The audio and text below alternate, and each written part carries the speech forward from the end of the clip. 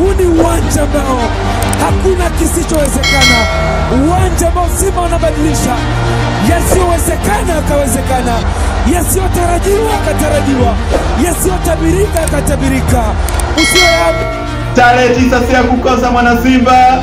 Twende tukaujaze uwanja, twende tukamshuhudie mnyama akiingia nusu fainali.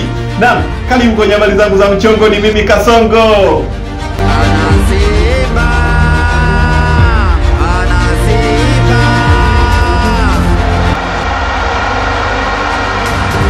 Semaji la kafu linatuita wana Simba, semaji ambalo halijawahi kulala selo, semaji ambalo linaongoza kwa kero.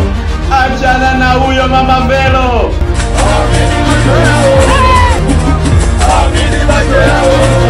Nyama kwenda nusu fainali ni kama mlenda na ugali, hakuna anetuzuia, hakuna anetukamata.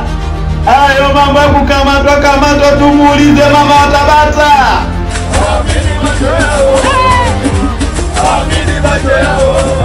Na karibu kwenye habari zangu za mchongo. Ni mimi Kasongo.